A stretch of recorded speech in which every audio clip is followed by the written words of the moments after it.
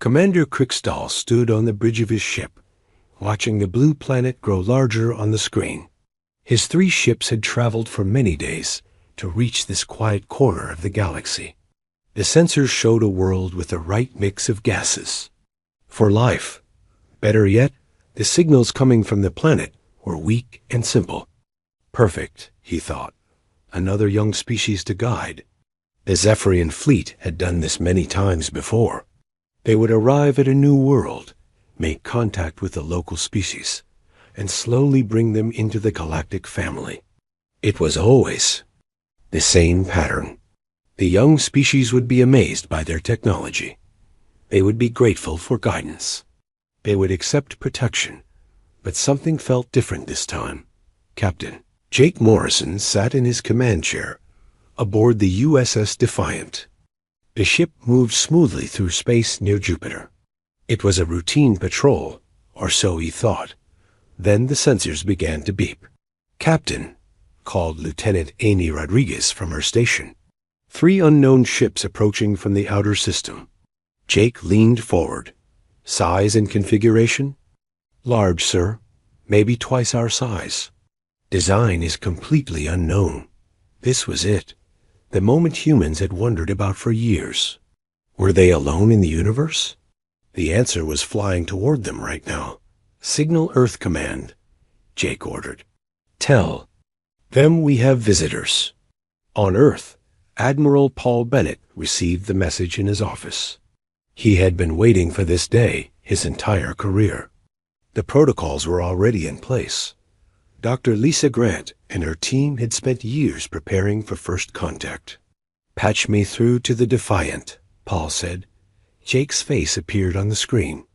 "Admiral, the ships are maintaining distance. No hostile moves yet." "Good. Follow the protocols exactly. Dr. Grant is on her way to Luna Base. Keep them talking until she arrives." The Zephyrian ships slowed as they approached the human vessel. Krikstal studied the strange ship on his screen. It was smaller than his ships, but something about its design made him uneasy. The hull was smooth and dark.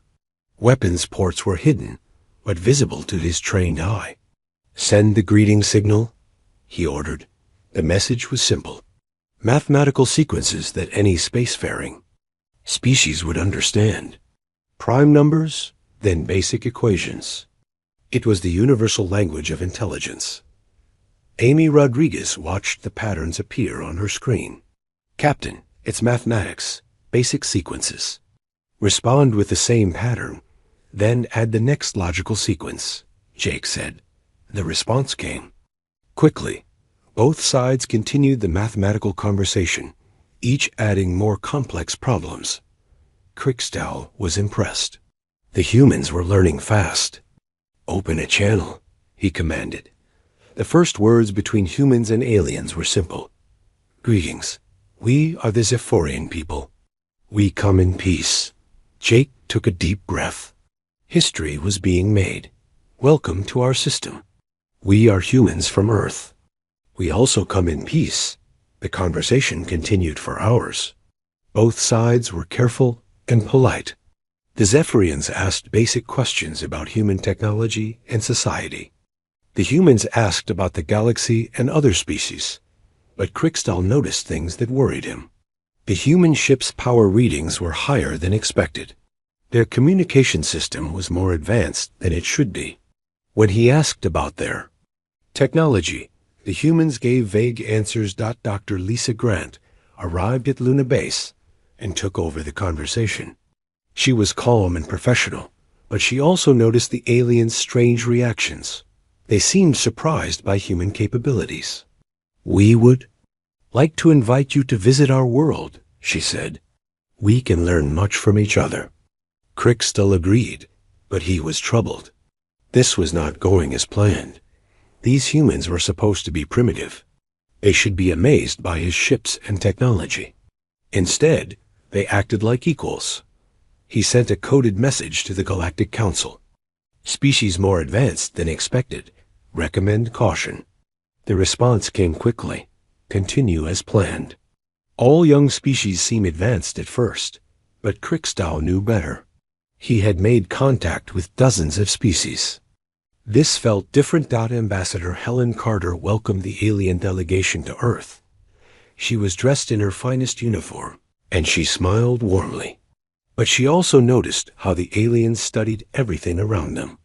They were not here just to say, "Hello, we are honored by your visit," she said. "Humanity has always wondered if we were alone."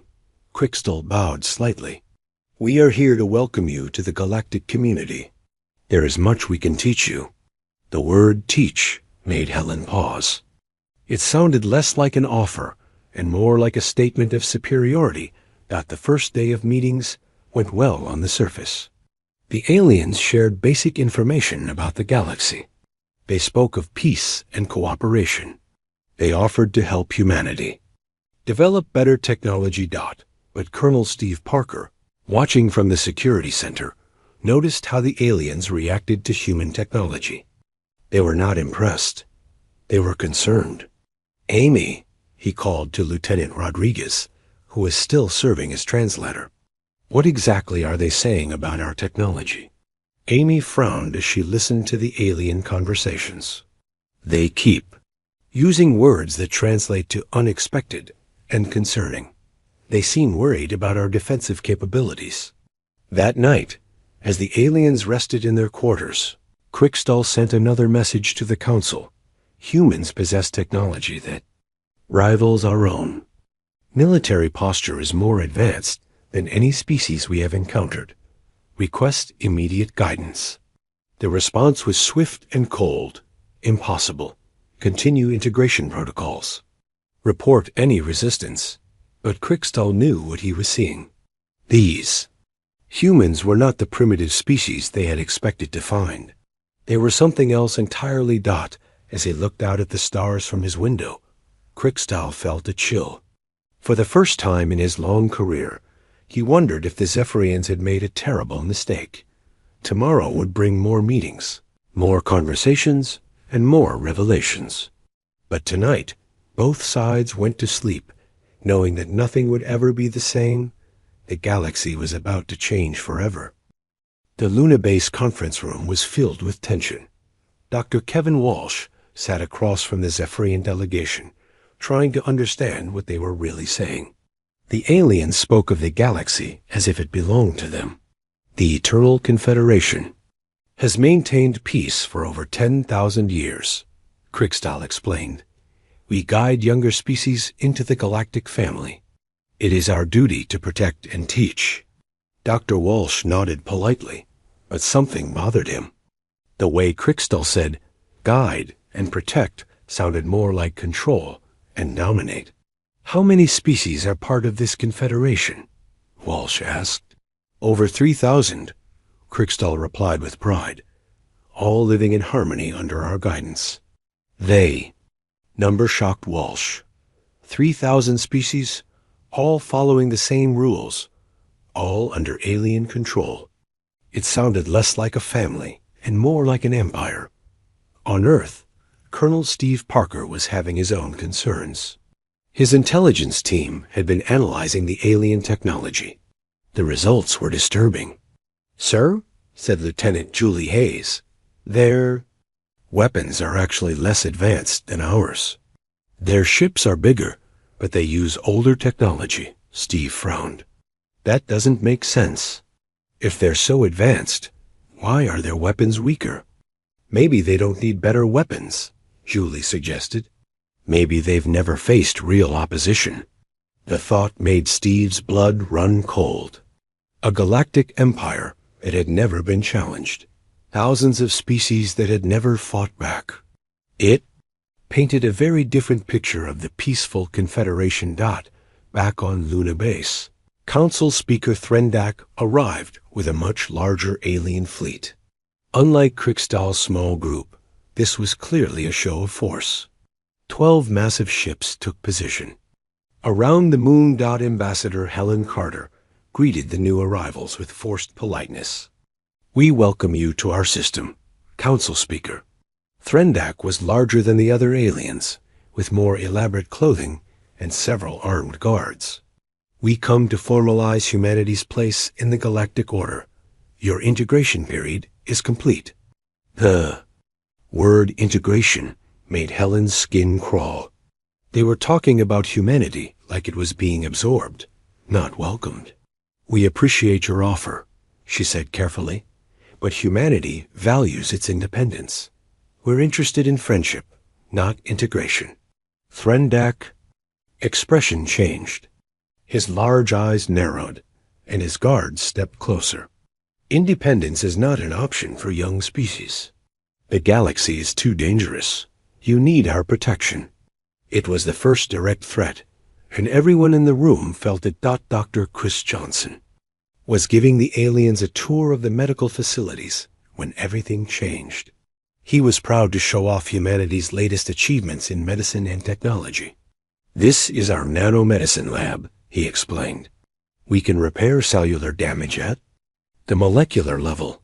The aliens stopped walking. They stared at the equipment with expressions that looked like fear. Nanomedicine? One of them whispered. That technology was lost centuries ago. Chris was confused. Lost? We just developed it 5 years ago. The aliens exchanged worried looks. They spoke in their own language, but their tone was clearly alarmed. Engineer. Maria Lopez was having a similar experience in the power plant. She was explaining humanity's fusion reactors when the aliens suddenly became very quiet. The efficiency rating is 93%, she said proudly. We hope to reach 95% next year. The lead alien scientist made a choking sound. 93%? That's impossible. Our best reactors only reach 70%. Maria shrugged.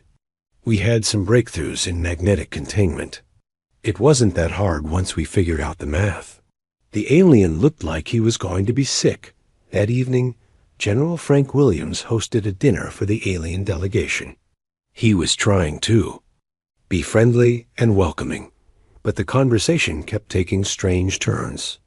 Earth is beautiful, Threndak said, but it seems crowded. How many humans live here? About 8 billion, Frank replied. The alien delegation fell silent. They stared at him in shock. 8 billion? Threndak repeated. On one world? Yes, though we've been expanding. We have colonies on 12 star systems now. The silence stretched longer. Finally, Krikstal spoke in a shaky voice. 12 star systems? When did you achieve interstellar travel? About 30 years ago, Frank said. We've been busy. The aliens looked terrified. Later, Frank would learn why. Most Confederation species had populations of a few million. It took them centuries to colonize even one other world. Humanity had spread across 12 star systems in just 30 years. Captain Nancy Bell was discussing the Mars terraforming project when she noticed the aliens were no longer listening. They were staring at their communication devices with growing panic. Is something wrong?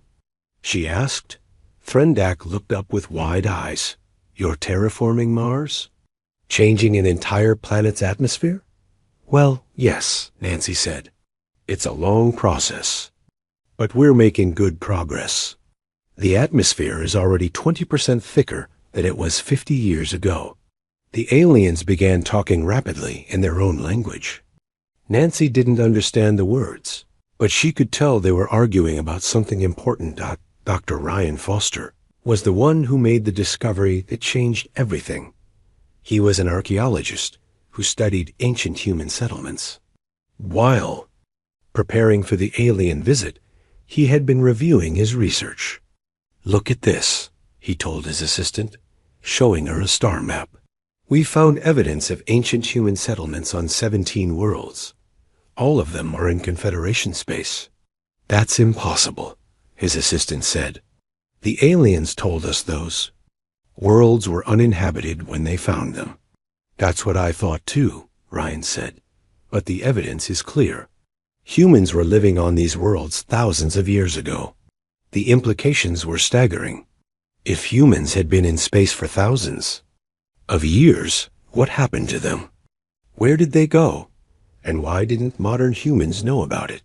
Ryan immediately sent his findings to Earth Command. Within hours, Admiral Paul Bennett was on the phone with every major world leader. The situation has changed, he told them. The aliens haven't been telling us the truth. We need to reconsider everything. Back on Luna Base, the alien delegation was in crisis. Threndak was sending urgent messages to the Confederation capital. The humans were not what they seemed. They have technology we lost centuries ago, he reported. Their population is larger than most Confederation worlds combined. They've colonized 12 systems without our knowledge. And now we're finding evidence of ancient human settlements throughout the galaxy. The response from the Confederation was swift and terrifying. Implement containment protocols immediately. This species must be controlled before they become a threat to galactic stability. But it was too late for containment. Humanity was already too advanced, too spread out, and too independent to be easily controlled. As the night ended, both sides knew the truth. The aliens had come expecting to find a primitive species they could dominate. Instead, they had found something that might be more powerful than they were. The friendly first contact was over. Now the real game was about to begin. High Counselor Vexthara stood in the great chamber on Nexus Prime, the capital world of the Eternal Confederation. The massive room was filled with representatives from hundreds of species, all talking at once. The topic was the same everywhere. The humans' order. Vexthara called out, her voice echoing through the chamber. We will discuss this threat systematically. The word threat made many council members uncomfortable. The Confederation had not faced a real threat in over 1,000 years. They had grown comfortable with their power, used to being the strongest force in the galaxy. The reports from the human system are disturbing, Vexthara continued. This species possesses technology that rivals our own. Their military capacity is unknown, but appears significant. Most concerning, they show no interest in joining our Confederation. In the back of the chamber, younger council members whispered among themselves. They had grown up believing the Confederation was invincible. The idea that a single species could challenge them was terrifying. On Earth, Director Sam Mitchell was having similar concerns, but from the opposite perspective. His global intelligence agency had been studying the alien visitors, and what they found was not encouraging. The Confederation isn't what they claim to be, he told President Lara Davis during a classified briefing. They're not peacekeepers. They're conquerors who use pretty words. President Davis leaned forward. Explain. Every species they've guided has been technologically suppressed, Sam continued. Their populations are controlled. Their military forces are disbanded. They're not members of a confederation. They're subjects of an empire. The president's face went pale. And they want to do the same to us? They expected to, Sam said, but we're not cooperating with their plans. Agent Julie Hayes had been monitoring alien communications from a hidden facility in Colorado. Her team had broken the alien encryption codes weeks ago, but they had kept it secret. Now she was glad they had. The aliens are panicking, she reported to her supervisor.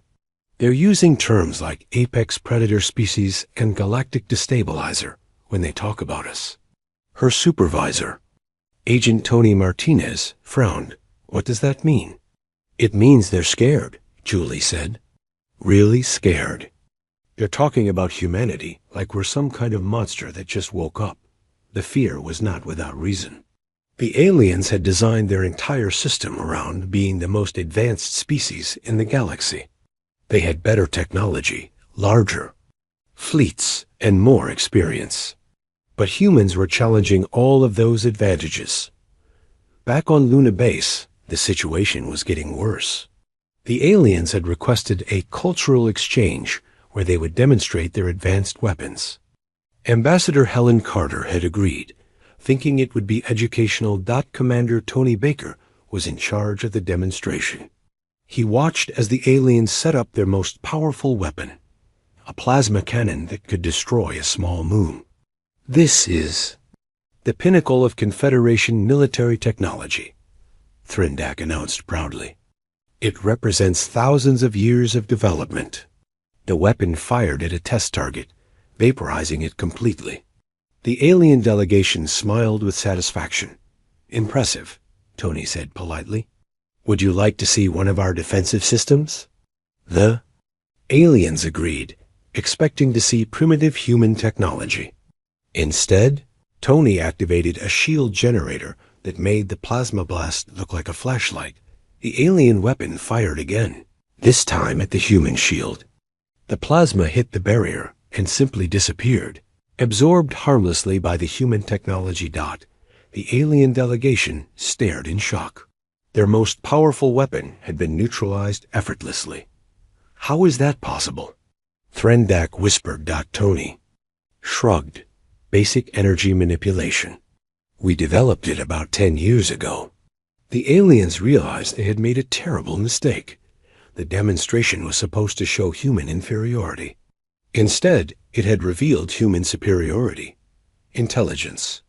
Officer Beth Turner was monitoring alien communications when she intercepted something that made her blood run cold. The Confederation leadership was discussing military options. Fleet mobilization authorized, the message read. Prepare for pacification protocols. Species designation. Priority threat. Beth immediately called her supervisor. Sir, the aliens are preparing for war. They're mobilizing their fleets under the pretense of a routine patrol.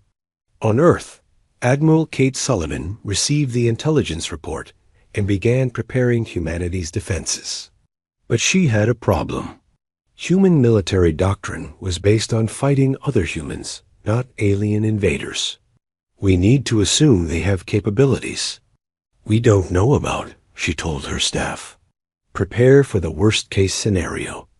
The worst-case scenario was a galactic empire with thousands of species. Deciding that humanity was too dangerous to exist, that Dr. Alex Green was working late in his laboratory when he made a discovery that changed everything.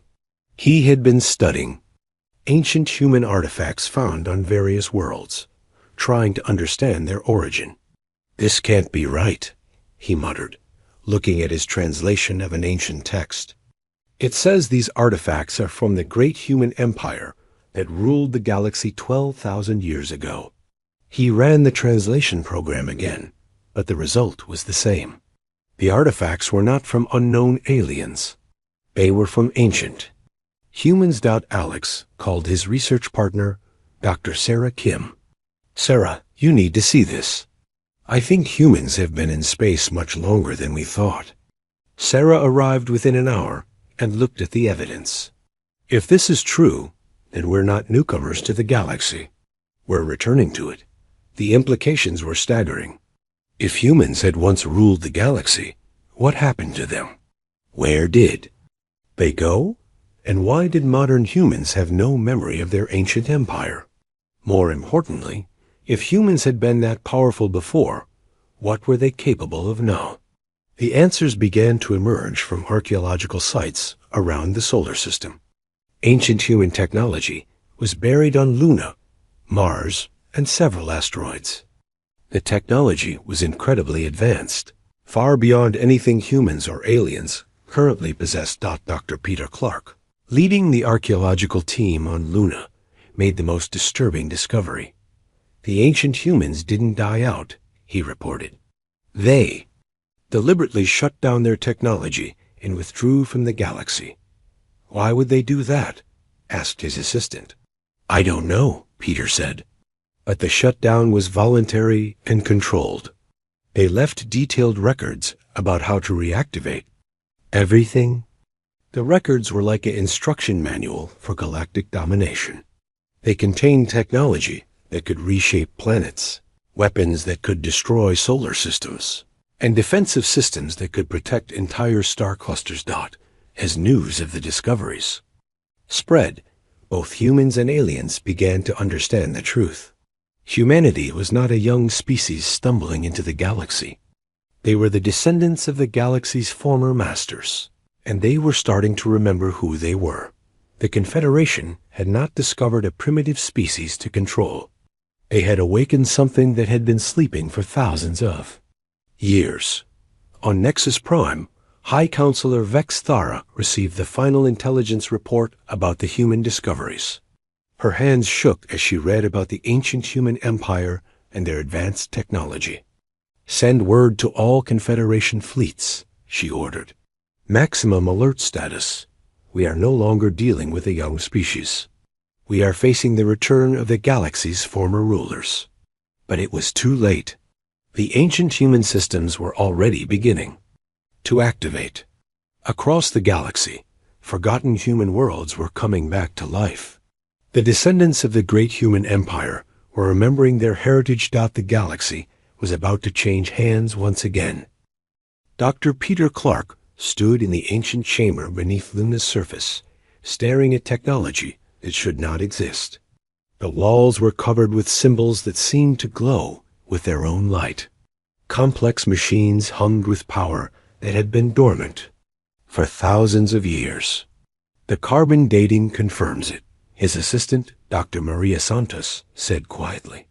"This facility is over 12,000 years old, but the technology is still functional." Peter touched one of the control panels, and it came to life under his hand. Information flowed across the screen in ancient human text that somehow seemed familiar. "It's like it's waiting for us," he whispered. "Like it knows we're human." On Mars, Professor Linda Shaw was making an even more disturbing discovery. She had been studying human genetic samples from volunteers when she noticed something strange. "Run the test again," she told her lab technician, Dr. James Wong. "I've run it 5 times, Professor," James replied. "The results are consistent. Every human carries dormant genetic markers that match the ancient DNA samples from the archaeological sites." Linda stared at the data. "What does that mean?" "It means we're not just descendants of the ancient humans," James said. "We are the ancient humans. The genetic modifications they made to themselves are still in our DNA, just waiting to be activated." The activation was already beginning. Military personnel who had been exposed to the ancient technology were showing enhanced abilities. Sergeant Joe Martinez, stationed at the Luna Base archaeological site, found that his reflexes were twice as fast as normal. "I can see everything," he told his commanding officer. "It's like time is moving slower." Corporal Diane Foster, working in the Mars facility, discovered she could understand the ancient technology instinctively. "I don't know how I know this," she explained, "but I can operate these machines like I've been using them my whole life." The changes were spreading. Humans who came into contact with the ancient technology found their dormant abilities awakening. Enhanced strength, faster thinking, improved senses. They were becoming what their ancestors had been. The Confederation was watching these developments with growing terror. High Counselor Vex Thara called an emergency session of the War Council. "The humans are not evolving," she announced to the assembled military leaders. "They are remembering. Our intelligence suggests they are the same species that once ruled the galaxy." General Thakmer, the Confederation's supreme military commander, scoffed. "Impossible. The ancient empire fell thousands of years ago. These humans are primitives from a backwater world." "The evidence says otherwise," Vex Thara replied coldly. "Their technology is advancing at an impossible rate. Their genetic structure is changing, and ancient defense systems throughout the galaxy are responding to their presence." She was right. On forgotten worlds across the galaxy, automated systems were coming online. Planets that had been empty for millennia were suddenly protected by energy shields that the Confederation could not penetrate. Fleet Admiral Rick Thompson was coordinating Earth's defense when the first Confederation attack came. It was disguised as a peacekeeping mission, But everyone knew it was an invasion. 12 Confederation fleets approaching from multiple vectors, reported Captain Sandra Lee from the command center. They're taking positions around the solar system. Admiral Thompson activated the defense protocols that had been hidden since. First contact. All units, implement Plan Alpha. Show them what we've really been building. The human ships that emerged from hiding were not the simple vessels the aliens had seen before. They were sleek, powerful, and equipped with technology that made the Confederation fleets look ancient.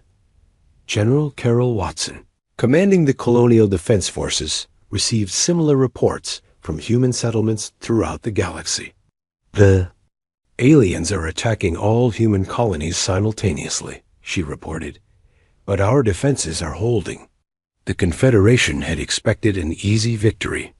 Human technology was supposedly inferior. Human military forces were supposedly small.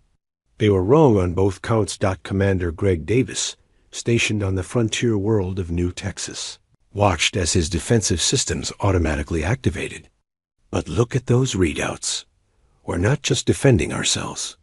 We're dominating them. The ancient human defense network was awakening across the galaxy. Automated systems that had been dormant for 12,000 years were recognizing the genetic signatures of their creators' descendants.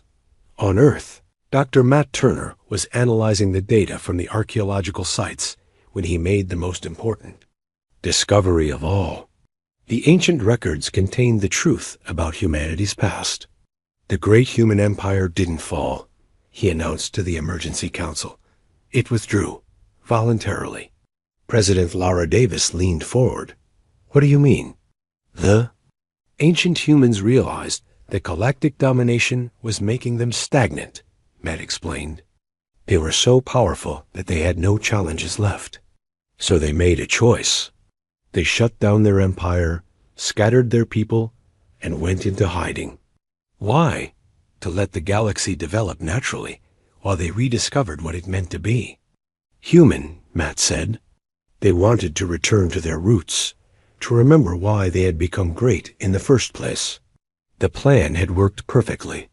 Humanity had spent thousands of years developing art, culture, philosophy, and science without the burden of ruling the galaxy.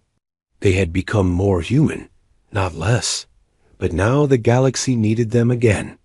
The Confederation had created a stagnant empire where innovation was discouraged and individual species were suppressed. It was exactly what the ancient humans had wanted to avoid. The final battle began when the Confederation's main fleet attacked Earth directly. High Counselor Vexthara herself led the assault, determined to destroy the human threat before it could spread. All ships target the human homeworld, she commanded. End this before it begins. But as the Confederation fleet approached Earth, something unprecedented happened. The planet's ancient defenses activated automatically. A shield of pure energy surrounded the world, protecting it from any attack. More than that, the ancient human capital ship emerged from its hiding place at the galaxy's core. The massive vessel was larger than entire Confederation fleets, and it was heading straight for Earth.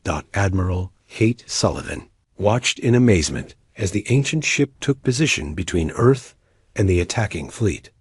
It's protecting us, she whispered. After 12,000 years, it's still protecting us. The Confederation fleet fired everything they had at the ancient ship. Their weapons were absorbed harmlessly by shields that had been designed to withstand attacks from entire star systems. Then the ancient ship responded. A single pulse of energy disabled the entire Confederation fleet without destroying them. The aliens found themselves floating helplessly in space, their weapons offline, their ships powerless. It was not a massacre. It was a demonstration. The ancient humans had returned, and they were more powerful than ever. High Counselor Vexthara stared at the massive human ship in defeat. We have awakened something that should have stayed sleeping, she said quietly, but she was wrong. Humanity had not been sleeping. They had been growing, learning, and preparing for this moment. The galaxy's former rulers had returned, and they were ready to reclaim their place among the stars. The age of the Confederation was ending. The age of humanity was beginning again. President Lara Davis stood on the bridge of the ancient human capital ship, looking out at the stars through windows that had seen the birth and death of civilizations. The massive vessel had emerged from the galaxy's core after 12,000 years of waiting, and now it served as the symbol of humanity's return to galactic prominence. The ship recognizes you as the legitimate leader of the human species, explained the artificial intelligence that had maintained the vessel through the long centuries. The AI spoke through Dr. Emily Watson, who had become its primary interface with modern humanity. It has been waiting for this moment. Lara felt the weight of history on her shoulders. She was not just the president of Earth anymore. She was the leader of a species that had once ruled the galaxy and was now reclaiming its place among the stars. The bridge was filled with representatives from both human and alien worlds. The Galactic Assembly had been reformed, but this time it would be different. This time it would be based on cooperation, not domination. High Counselor Vexthara stood nearby, her head bowed in respect. The proud alien leader who had once threatened humanity now served as an advisor in the new galactic government. The Confederation's rule is over, she said quietly. We accept humanity's leadership. But Lara shook her head. No, there will be no more rulers, no more empires. A galaxy belongs to all of us.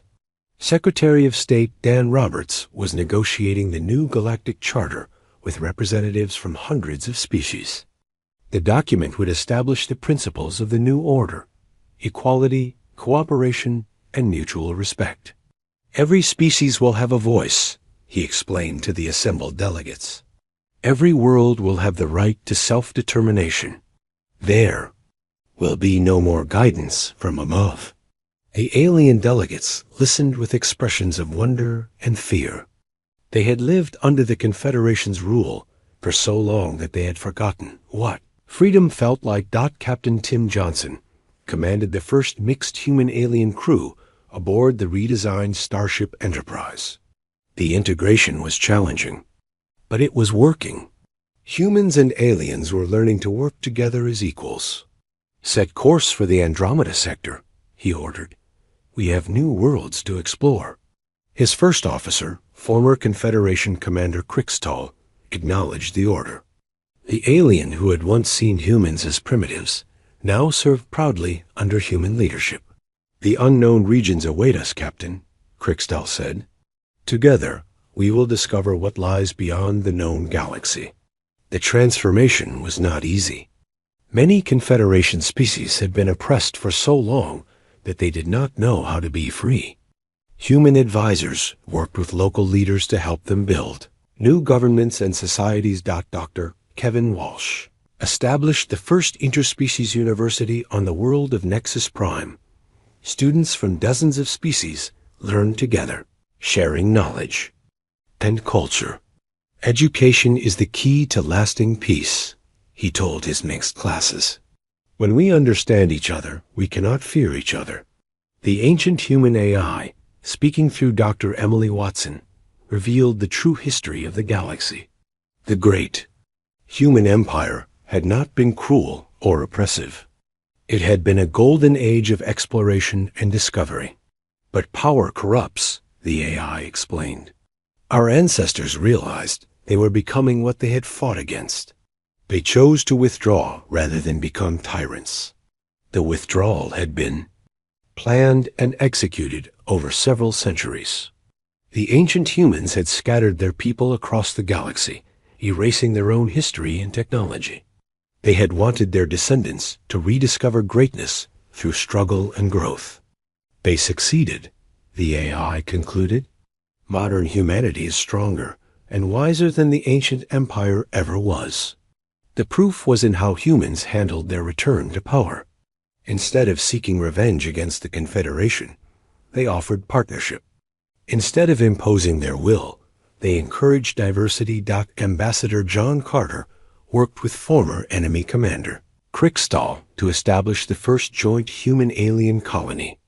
The world of New Harmony was a testament to what cooperation could achieve. This planet was uninhabitable 5 years ago, John explained to visiting dignitaries. Now it supports 3 million inhabitants from 12 different species. The terraforming technology that made New Harmony possible was a fusion of human innovation and alien knowledge. Neither species could have achieved it alone. Children born on New Harmony grew up speaking multiple languages and understanding multiple cultures. They were the first generation of true galactic citizens. The military transformation was equally dramatic. The Confederation's massive fleets were disbanded, replaced by smaller, mixed-species exploration and defense forces. Admiral Kate Sullivan commanded the new Galactic Defense Force, which included ships and crews from every member species. Their mission was not conquest, but protection. "We will defend the weak and explore the unknown," she announced at the force's inaugural ceremony. "We will be guardians, not conquerors." The economic changes were revolutionary. The Confederation had controlled trade and technology, keeping member species dependent. The new system encouraged innovation and competition. Dr. Lisa Grant established the Galactic Research Institute, where scientists from all species worked together on breakthrough projects. The Institute's first success was a new form of faster-than-light travel that made exploring distant galaxies possible. "Science knows no species boundaries," she told her diverse research teams. "Knowledge belongs to everyone." The Cultural Renaissance was perhaps the most important change. For thousands of years, the Confederation had suppressed individual cultures in favor of uniformity. Now, each species was free to express its unique heritage. Art galleries on every world displayed works from dozens of different species. Music that blended human melodies with alien harmonies filled concert halls. Literature that explored universal themes through different perspectives became popular across the galaxy. Engineer Maria Lopez led the project to restore damaged worlds that had suffered under Confederation rule. Her teams used advanced human technology, combined with alien knowledge, to heal planets that had been strip-mined or polluted. "Every world deserves a chance to flourish," she said as she watched forests grow on a planet that had been barren for centuries. "We're not just rebuilding. We're making things better than they ever were." The ancient human facilities throughout the galaxy were converted into schools and research centers. The technology that had once been used for war was now dedicated to peaceful purposes. Dr. Peter Clark, who had discovered the first ancient facility on Luna, became the director of the Archaeological Preservation Society. His mission was to protect and study the remnants of the old empire while ensuring they were used wisely. "The past teaches us," he explained to his students, "but it should not control us. We must learn from our ancestors' mistakes and build a better future." The transformation extended to the smallest details of daily life. Trade routes that had once carried tribute to the Confederation capital now connected free worlds in a network of mutual benefit. Children who had grown up under Confederation rule learned new concepts like democracy, individual rights, and personal freedom. For many species, these ideas were revolutionary. General Frank Williams established the Galactic Peacekeeping Academy, where representatives from all species learned conflict resolution and diplomacy. The Academy's motto was simple: strength through understanding. "War should always be the last option," he taught his diverse classes. "A wise leader finds ways to solve problems without violence." The religious and philosophical changes were equally profound. The Confederation had promoted a single official belief system. The new galactic order celebrated spiritual diversity. Ambassador Helen Carter organized the first Galactic Interfaith Council, bringing together religious leaders from hundreds of species. Their discussions led to new understandings about the nature of consciousness, and the meaning of existence. Every species seeks the same fundamental truths, she observed. We just express them in different ways. The economic prosperity that followed the changes surprised everyone. When species were free to innovate and compete, the entire galaxy benefited. New technologies, new art forms, and new ways of thinking emerged constantly. Captain Nancy Bell commanded one of the new exploration vessels that pushed into uncharted regions of space. Her mixed crew discovered dozens of new worlds and several new species.